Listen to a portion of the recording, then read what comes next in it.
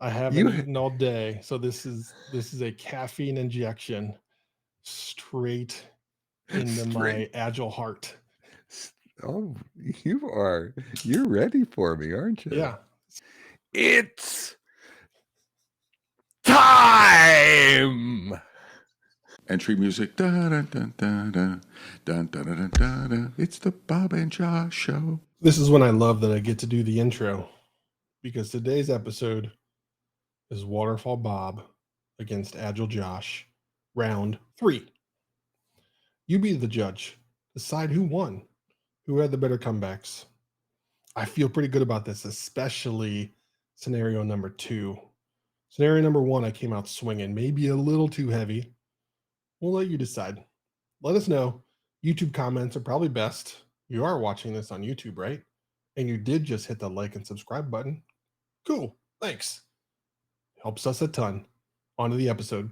This is the third attempt we've had at Josh dissuading Waterfall Bob. And for everybody that's out there on Team Josh, which I know that's a sizable number, today's the day that we emerge victorious. Previous times that I tried to tackle Waterfall Bob, I was but a wee lad. I was unprepared. I didn't have the experience necessary, but now those times have passed. Now it's time we crush this old man. Go for it. All right, So, ready? what I think we should set up Waterfall Bob. What we're trying to do here, and Waterfall Bob has been a thing of my nightmares. Just FYI, for those of you that this is the first time hearing it, Bob is going to attempt to be a leader in a waterfall centric company, and I get to fulfill the role of the agile, consultant that was hired in to help them get their shit turned around and begin operating in a more agile manner. Bob has been down this path once or twice, so he knows all of the tricks of the trade. He knows the angles that they come at you with, and then it's my job to beat him down, get him into submission, hopefully a fetal position and crying. I So, don't cry. I don't oh, cry. wow, I'm I make people cry. That's what that's I do. that's Waterfall Bob. That's exactly. That's my goal. I wake up in the morning and I have a counter. How many crybabies did I create yesterday? Okay, good, good. All right, so scenario board meeting. Why don't we have one scenario? Why don't we not play consultant? Why don't you play a director of engineering Okay, and I'm the CEO, yeah. uh, and we'll leave it at that. You're the director of a software development team. Hmm. You've been agile for a year or so, uh, and you've been trying to create a different culture in your team. The leadership team really hasn't aligned really well with you. I mean, we're rolling tension. We're not Hmm. monsters. If you cut us, we do bleed. But at the same time, this agile smagile namby pamby crap is a means to an end. So so I need to squeeze a little bit more juice out of the lemon. Okay, cool, good. Sounds good. All right, so then I will come to you with an update on our roadmap. Yep, Bob, like, are you still Bob, or are I'm you still some Bob. other? You're still No, Bob. Okay, I'm Bob. okay, okay. Just checking. Bob, we have an update for you on our forecast for the next like 3 months. I'm going to walk you Cool. through that here and give you an idea of what's coming up, and then we can talk about what's going to come up after that. Sound good? Um, I mean, it can be a short update, Josh. I don't need a whole lot of fanfare. Are we on track or not? Yeah, yeah. Of course we are. Well, hold on. Let me ask. What does on track mean to you? I'll tell you what on track means to me. I want to make sure we're at least talking about the same thing. You know, Josh, I really hate it when you sort of, obfuscate things this way.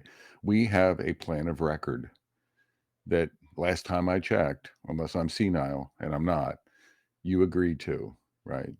We have a Gantt chart, bless its little heart.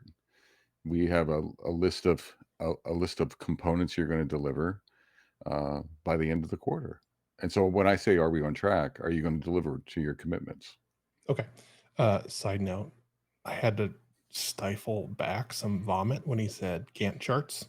It's a reflex I have. So I want to commend myself for holding that back while we're on video. You did well. Thank you. Okay, I hear you. At the start of the year, what is it? It's May now. Yep. We had a plan, and that's Yes. all it was. It wasn't a commitment; it was a plan because we Wait. know things have changed. No, hold it. Oh, Hold it. We went. I. I just. I apologize. I'm getting a little heated, but we went to the board. It wasn't. It was a plan and it was a commitment. We went to the board and committed to that feature set in May, June, back in January. So all I'm saying is that wasn't just an internal, sort of mamby-pamby discussion. We talked to customers about that. We presented that out to the world and to our board. So I just want to clarify. So there's a lot of people expecting us to deliver on our commitments. okay. So I clearly need to do a better job of educating you on our process and how things work, uh, because we have forecasts on what we believe we can do. We update those on a regular basis, and we provide you with those updates so that you can manage whatever you need to manage. And we provide that across the board to everybody. Sales, marketing, they are all aware of what's changing and what's happening. So again, I put this on me. I should have done a better job of educating you on what those were before you went out and started making promises, because those are not things that should be promised because of the number of variables that are out there and the number of things that have changed. For instance, you might recall that we discovered a new feature that we wanted to add that we had never talked about. But in talking to our customers, we heard, hey, this is like really important and it can help us save millions of dollars. So we decided to move that feature in front of other features that were planned and that you may have promised for May or June. So not only is it, hey, things get hard. I'm not saying that we're slacking or lacking, but the world has changed and we've adjusted because if we don't, we're going to get lapped by smaller, more nimble customers. And I don't think you want to do that. So Josh, this doesn't feel like a partnership to me. It felt that way back in January. And it wasn't me communicating. Last time I checked, you were right beside me communicating at a board level. You nodded your head, and there was a tremendous amount of effort for you to nod your head. So you nodded your head several times, and you agreed that we would meet these. So this wasn't just me going out there in a wild ass fashion making commitments. We did it together. Uh, and I agree. I've been tuned in as scope has changed, and we've recommunicated that stuff out. So all I'm trying to get at is it feels like, them and us, right? It feels, like I give you something and then you communicate it out. No, we're doing that. We've done that together. I mean, I worked really hard, and it's not an education process. I'm not stupid, right? It's I worked really hard to understand what was in scope and what was out of scope. You're a senior exec in this company as well. You know that we can't go to the world and say, well, everything's freaking complex, so we'll tell you what we know when we know it. That doesn't fly. That doesn't fly with Wall Street. That doesn't fly with the board. We have to build in some flexibility, right? And be able to then recommunicate. So I'm sort of I'm not feeling like you're with me. I'm feeling like we're sort of adversaries here. Maybe we've evolved that way, but 6 months ago or 5 months ago we were together. I thought. Side note, nice move by Agile Bob with the revisionist history telling me I was there in the board meeting when I didn't think I was. So that was a good curveball bringing me into that. And your head and side note, head nod. And yeah, and to Bob's point, it takes a lot of effort to move this thing. So yeah. Okay, so I think we're on the same page. We're probably using different words. So I understand the need to have a longer term plan of where we're going and what we think we can do. But in reality, that's what it is. That is what we think we can do. And I am all for providing you, the company, the board, whoever, with where we think we're going to be in the next year. But we also have to make sure that we understand that's not a commitment. Again, because we're going to likely discover there are things we want to do that are different than what we think we should be doing 3 quarters from right now. There's a lot that's going to happen. And it isn't, again, so much of this is not about my development team's capability to deliver, because they can and they will and they do. But it's about, are we doing the right thing for our customers? And we need to be able to react towards that. And so you're asking for that. I believe I'm giving you that. What part is missing? So we do need to be able to commit. And maybe I need to teach you. Maybe you need some training. But we need to be able to commit, to use that word, to a set of features that we can, unless we change our mind on scope, but our board, our customers, and our employees need us to be able to forecast and deliver on things, right? Now maybe it's 50% or 60% of what we think, right?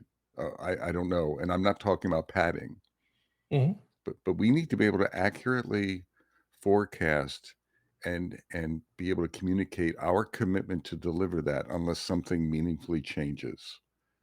So I'm just saying, not using that word is not acceptable.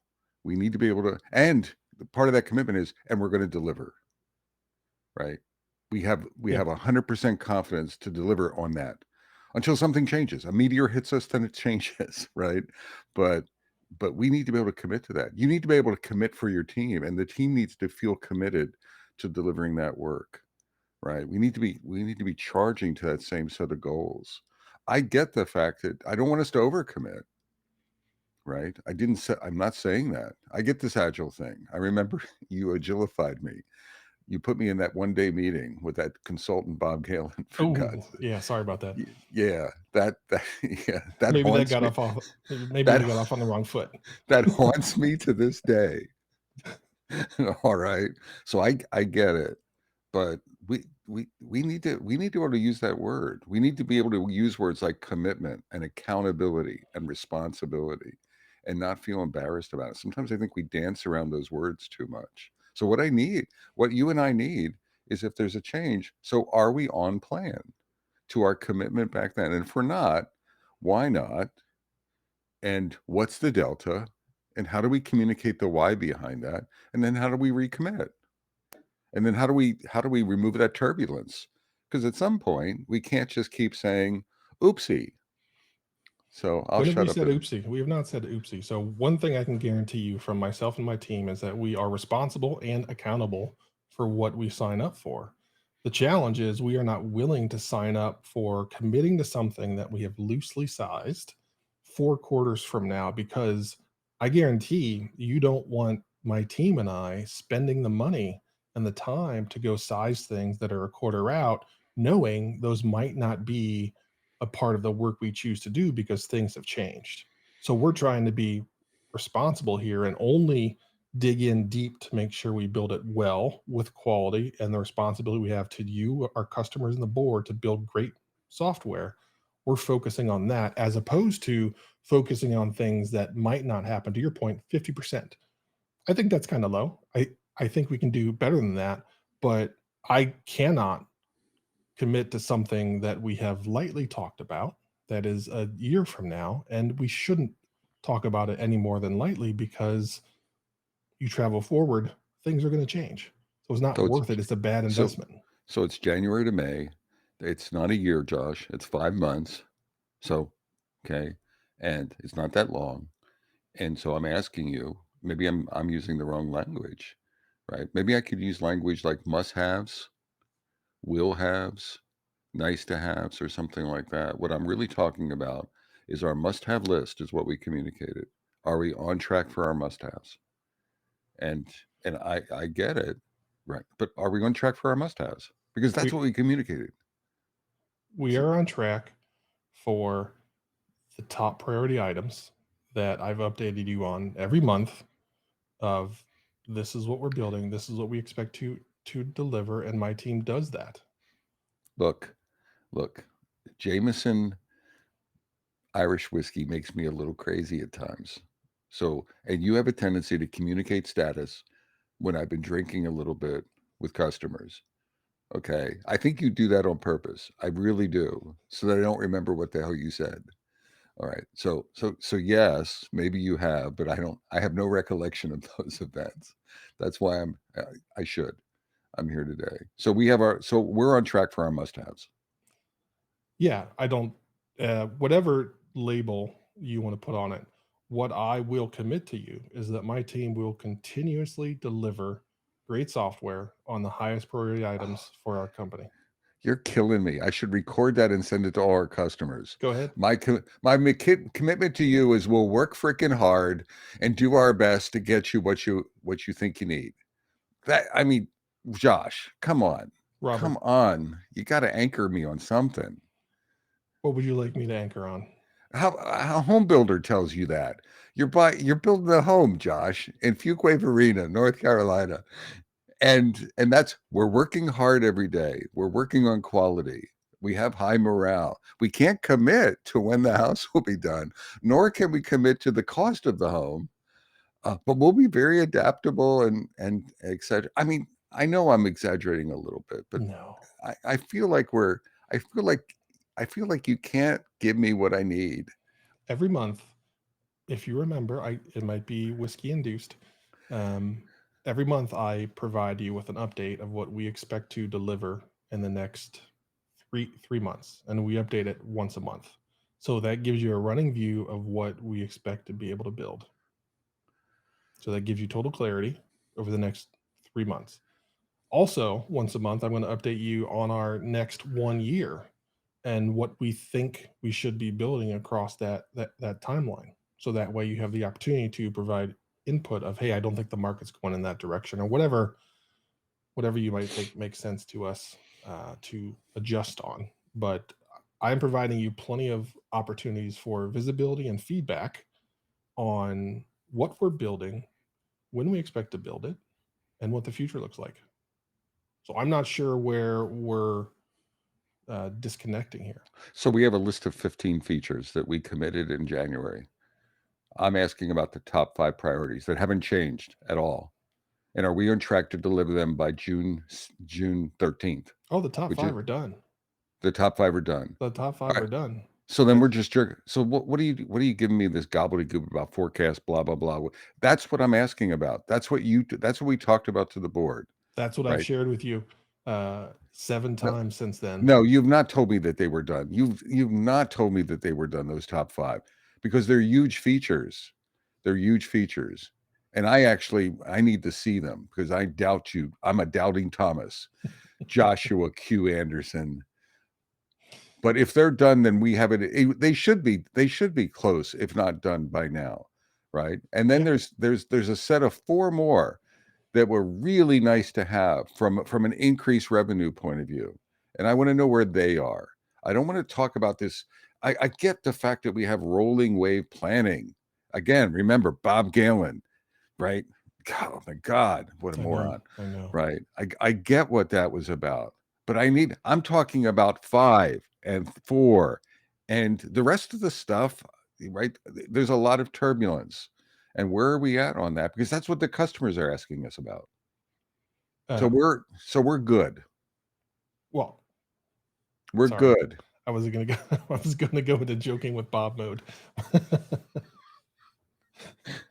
So, yeah. Do you want to finish? We can go ahead. That's exactly what I was here to give you an update on. This is the once a month update of this is where we're at with all the features we are working on and what we're working on next. There's a bi-weekly demo where you can see if you want to get down to that level of detail, you can, where every 2 weeks the team is going to stand up. Damn Skippy, I do. Okay, cool, then be there. Every 2 weeks the team is going to stand up and say, hey, these are the things that are done. And FYI, done means it's shippable, ready to go. Not, oh, it's done, but we got to clean up this little bit, which means it's another 2 weeks or something like that. Like everything you see there is done and ready to go to customers. So you have plenty of opportunity to see what's going on and to get the updates on where we are and where we expect to be. Cool. Sir, Thanks, Josh. Thanks for the time. I appreciate it. you should go have some more whiskey. Done. I've been intravenously inserting it into my arm as we speak. How so any reflection on the conversation? Good, bad, adjustments we could have made? Was I too much of a jerk? No, I'm reflecting on myself as well. I So think I think the hard part for both of us, because I hit you with it at the end of like, hey, we're done. You know, we should maybe have a scenario that's a little bit more clean and defined, just so everybody has the variables and isn't trying to figure it out. Like the whole thing that you threw out with the board meeting. Like, no, I would not have done that, and I would have like said something prior to the board meeting. But yeah, you but know, you're not a jerk. No, don't. Very. It is not uncommon for people to agree under pressure. We were yeah, both under pressure there. We hmm were in that venue. I think one of the things that you were talking a lot about the way I think of it is agile generics, like rolling wave, some of the accoutrement, and what I wasn't getting as a CEO. I fundamentally don't care about that. I fundamentally want to know. I mean, whether you like it or not, we did commit to a feature set, right? We did commit to a list, right? And that happens at every company. Every company, we can use whatever you can call it, forecast. You can call it's the list, the the list that we're working towards. And what I felt like is we were talking about everything and change and evolution. And you could have sated me to some degree by just saying the top five are done. We're working on the next three. The other thing I think you could have said is, and we're not going to get to those bottom five, period, end of hmm story, right? Or something. So, Bob, you need to be man. It's almost like encourage me, put it back on me, not as a conduit, but I need to be doing some communication and damage control or whatever outwardly bounds if we're not hitting whatever we said. But I have the good news of the top revenue targets. So we weren't tangible. And I think the tangible things would now we didn't set it up that way. yeah, yeah, But I think that and I'm trying to say this for the Metacasters, I think having that roadmap, whether we like it or not, and even having something like we swapped in, remember, Bob, we swapped in Gazuma 1 and we had to swap in Swahili 2 and 3 out for that. You remember that. But Gazuma 1 bubbled to number 3 in the hit parade or something really tangible like that. So we're in trouble on the large, we're great on the small. And both of us need to work on that. That's something I think that I was missing, and the generalities weren't landing. They were landing with the agile coach in me. They weren't landing in the CEO role play that I was having. Any yeah. reaction? Uh, all we were was a generality at the start. It was like, Yeah, yeah, hey, here's an update, you know. Um, but yeah, I 100% agree with that as the direction that you should take because there's not going to be generality. Actually, if you walk into a conversation like that with generality, you might as well not walk in. yeah, Just go and get the facts and have that. And one of the things that you're going to have to fight with in those pressure situations is to one, remain calm, give yourself a second to answer, don't just respond, and just speak in facts. And that's what I found works best because that's what they are facts. And then if you can, similar to the things we've talked about in the past, get it to not be where it ended up with Waterfall Bob and I, where the problem was between us and we were talking at each other. Try and work to where it's the pair of you recognizing what the problem is and figuring out how to tackle that, because that's where we didn't get, and that's where you're going to have success with that. But Generalities aren't going to help you at all, right? It's as a CEO, you don't have time for that. You just don't, and it doesn't move you forward. So forget it. But that's the thing you should try and do in those moments is get shoulder to shoulder instead of face to face, and try and work on the facts. I don't know if we did. I think we did that towards the end. I don't know who was doing it, but we were adversarial in the beginning, and I Hmm. felt like we were both doing it to each other, Yeah, yeah. right? Um, and I do think we pivoted a little bit to partnership towards the end. We could have done that, and it would have made it easier sooner. The other idea I had, Josh, is sometimes you get blindsided in these meetings with Waterfall Bob Hmm. because you don't know what the scope is. So this is back to the specifics versus the generalities Yeah. thing. So if an effective strategy, Metacasters, might have been if you're not ready for the discussion, it might be not might be, it would probably be better to say, "What are you looking for?" Okay, let me go do some fact finding and I'll come back to you with some crisp. So rather than slogging through the discussion and almost spiraling downward, and not meeting Bob's expectations, buy yourself some time. Now, get clarity on what Bob is looking for, or for the Mm-hmm. what the leader is looking for, and then just time out and say, "Fantastic, I know what you're looking for. I'm not quite there. Let me go find out exactly what's going on." Hmm. And all you're doing is buying time to sort of then meet with clarity to start the discussion. Josh, any reaction to that? Yeah, that's 100. This is the second time I've said you're 100% right. So something's wrong. Number one, I need to find a new phrase. Number two, there's no way that's accurate. There is no way that's accurate. That that's a trap that so many people fall into, and I've never worked with an executive that was like, "Bullshit, give me the answer now." It's like, "Oh, okay, cool. Come back whenever you're ready." Yeah. And so many people get themselves into trouble just like we did in the board meeting when we were committing to things without Yep. the info. So in that moment, whether you know it or not, or you don't know where the conversation is going to go, but you might get cornered into committing to something that you're not really sure about. And that's how a lot of the pressure works for some of the executives that are out there that like to roll like that, is they get you when you don't have everything you need. Now it's weird. I don't I don't it's weird for me to think that like people are thinking like that, and that, hey, I'm going to catch this person. But I have worked with people, not executives, but peers that were like that, that had an email open, and as we were talking about an update, would say, "Well, Josh, I have an email right here where on December 4th, you said this Yeah. feature was going to be done on, you know, January 3rd. And you just said it's going to be January 17th. What gives?" So you have to walk back on that, because there are people that thankfully there's only a handful that I've ever worked with that were like that. But what I did, I handled the situation in that meeting. Then I had a one-on-one with that person and said, "Listen, I am providing everybody in that meeting with as much information as possible. And that means, because I'm giving you as much visibility as possible, that Yep. I'm showing you things that might happen and when they might happen.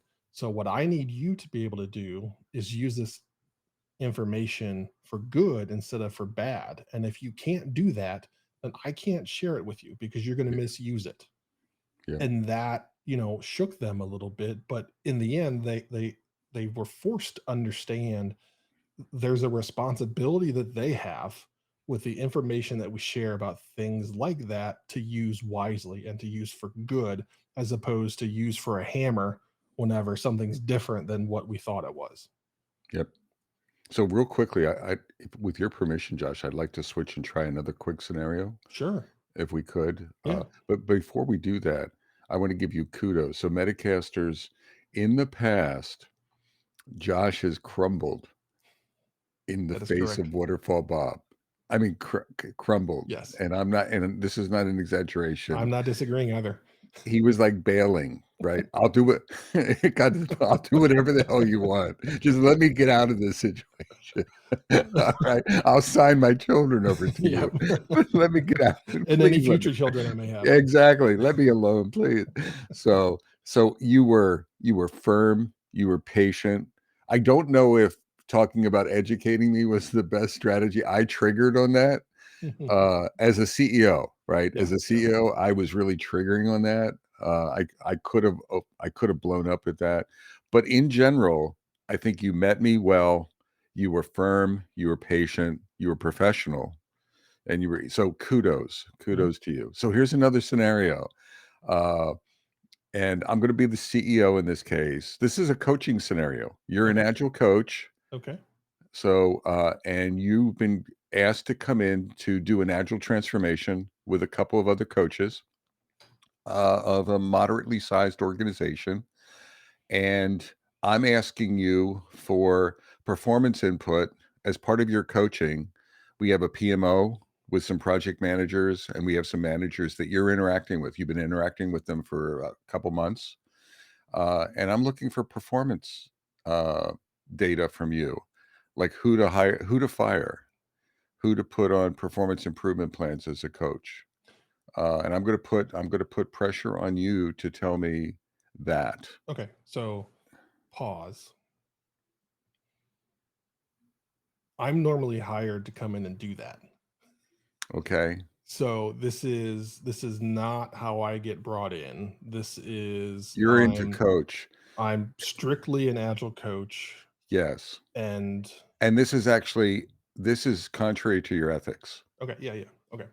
This is ethically opposed to you are there to coach people to improvement.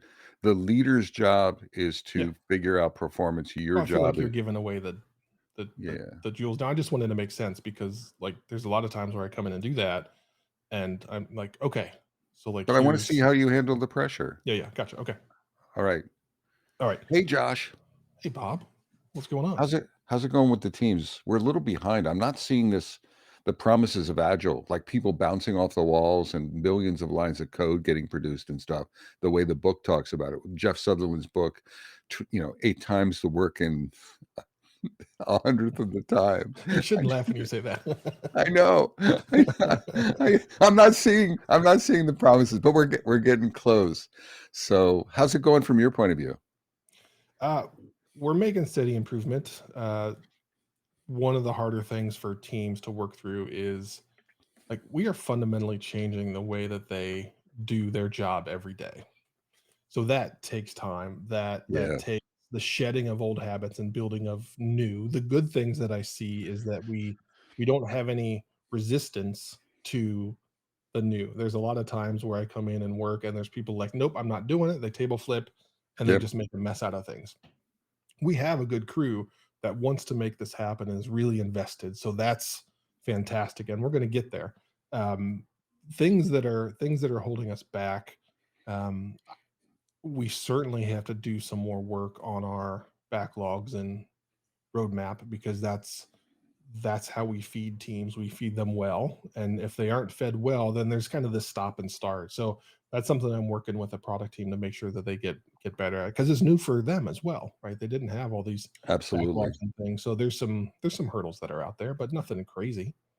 That's one of the reasons we hired you because of your product expertise. One of the things I'm worried about is the managers and project managers. One, we have a lot of them. Um, two, we're reframing them, right? Like Yeah, some people are becoming what do you call it? Scrum masters, Scrum master. scum Uh, masters. I can't. How am I supposed to keep a straight face when you do I know, but that? whatever. Yeah. Those roles, coaches, the managers. So I'm wondering what I'm seeing is I'm worried that they're not all getting on board. Um, and I'm thinking actually between us, I think it's an opportunity to save some money if we can whack them all a few of those things. But I'm looking for like your insights because I don't want to get rid of a good one. Um, if someone has potential. So are you starting to see can you give me some guidance around separating the wheat from the chaff when it comes to managers and project managers and the PMO and things like that? I, I'm not in a place, and I don't think it's responsible of me to give you names, but you certainly have striations based on experience and willingness to accept change. But like I said, everybody has the right mindset. They are progressing at their own pace, and they've been a important part of the company, and now there's no reason they wouldn't be an important part of the company going forward, because they're all going to work their tails off, and they've proven that over and over again. Are you telling me like Jimmy V is capable of being an agile leader? I mean, I just don't see Jimmy V doing it. You've worked with him like for at least 3 weeks on Project Gazumba, right? I mean, come on. I just think he's brain dead. I need to like just what do you think? Agile. Is he gonna get agile? Would you stop with the gazoombas? Okay, sorry, I'm gonna get back on track. Listen, that's a HR thing. I am not here to make choices like that. I think that's where you or whoever the responsible person is for Jimmy has to push in and really observe and understand, is he going to be able to meet what we're asking of him? And right now, I don't see any reason why that wouldn't be true. But I think if you want to go and figure that out, I'm not the guy to figure out for you. And you have HR staff and managers of managers and all of that stuff. So that's the proper career to do that. Yeah, but I mean, I'm paying gosh, I hate to play the dollar card, Josh, but we're paying you guys a lot of money, not just to do this wishy-washy agile stuff, but to be a consultant, to help me make decisions. So I'm asking you to give me some insights onto high performers, low performers. Are you telling me that you can't do that? I mean, yeah, I can, but I'm not going to, because I don't think it's the right thing to do in the position that I'm at. And it would almost betray those folks who are not aware that I'm here to do that. So I don't want to be this like mole that you've snuck But in that's what there. I paid you for. Come on, I'm giving man, come on. You're getting come on. I'm getting the greenbacks. You're getting mole level dollars for this.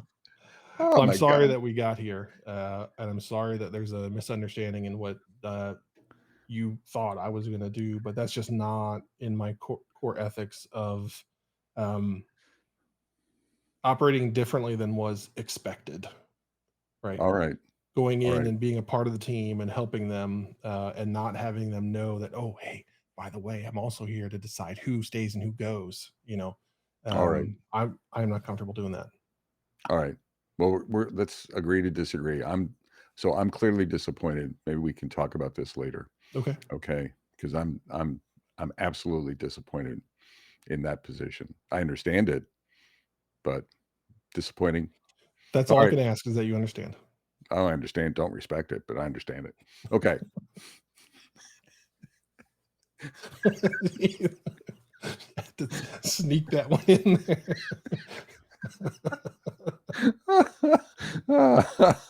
All right. You all right, so I think you did a great job just starting there.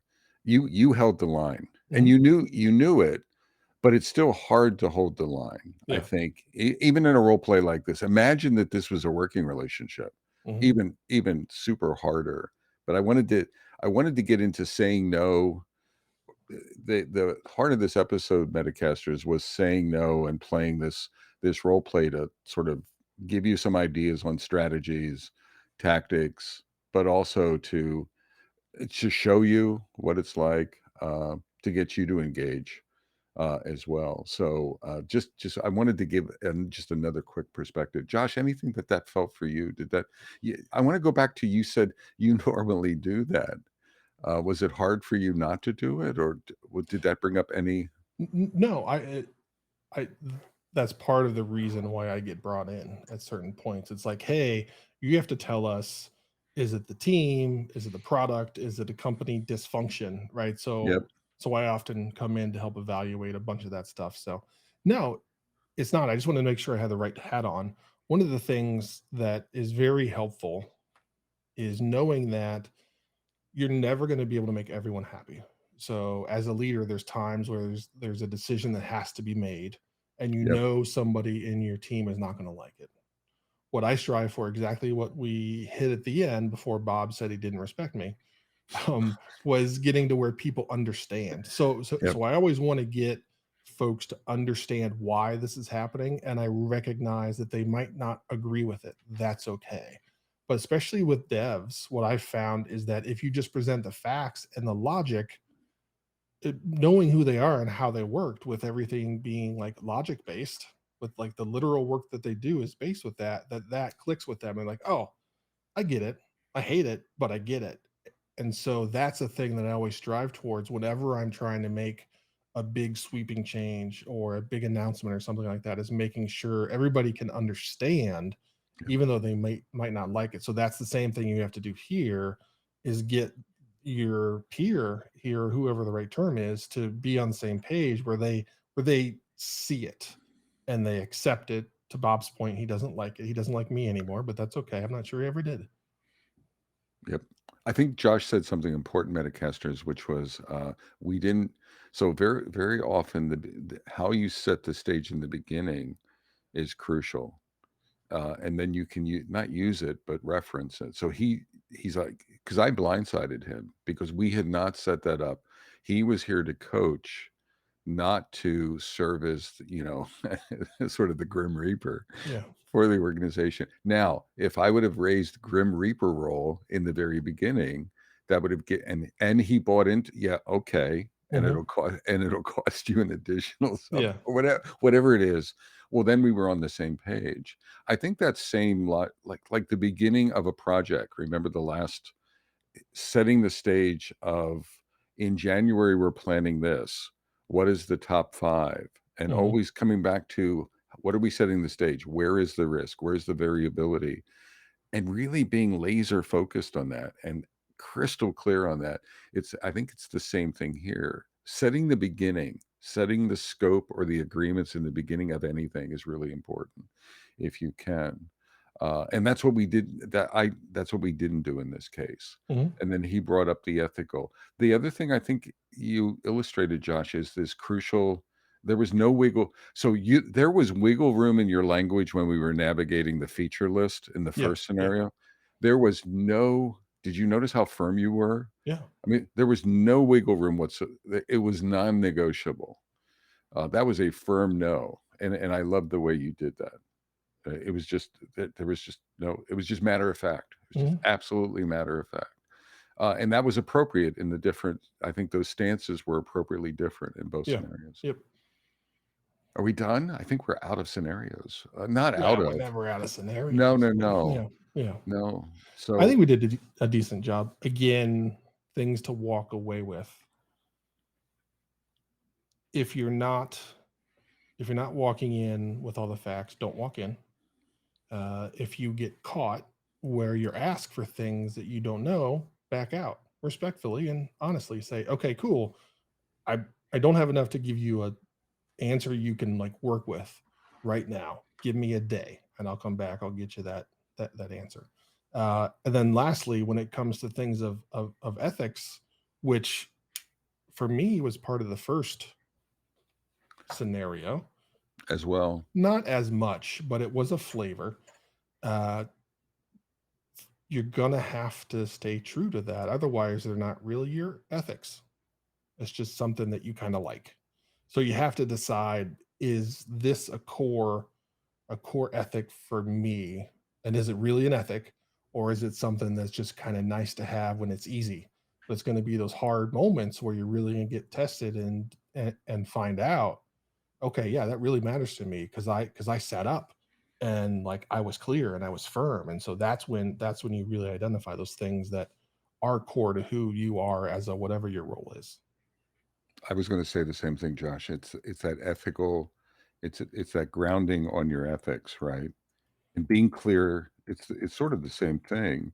It's being clear on those as well, in advance.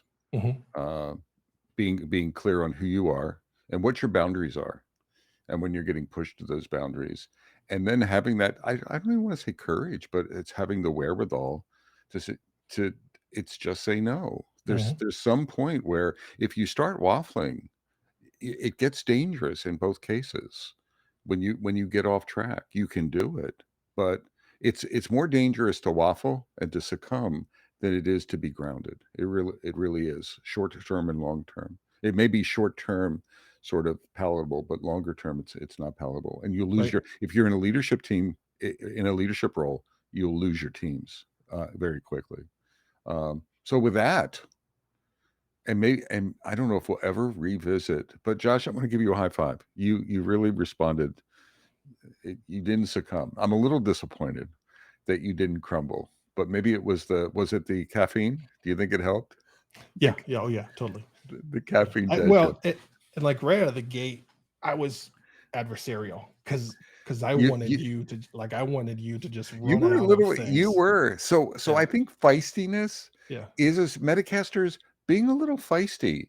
Being a little being so beat them to the punch with feistiness a little Hmm. bit as well. Feisty is the wrong word. Conviction, Yeah. determination, right? Having a firm a firm backbone, Yeah. right? Is a really good strategy. If you start waffling in your Yeah. body language, you're lost. You are lost. So don't don't waffle. Hey Josh, real quickly, Hmm. what is on your there's a whale with a bunch of boxes on it. What the It's oh Docker. Docker. Yeah. Oh, Yeah. I thought you were like swimming with the fishes or something. I thought you were like doing a mafia thing with me for a second. So I Bobby just G always goes I there. I knew what it was. So for beautiful downtown Cary, North Carolina, I'm Bob Galen. And from beautiful downtown Fuquay Arena, I'm Josh Anderson. Shake Shake. and bake. Take care, y'all.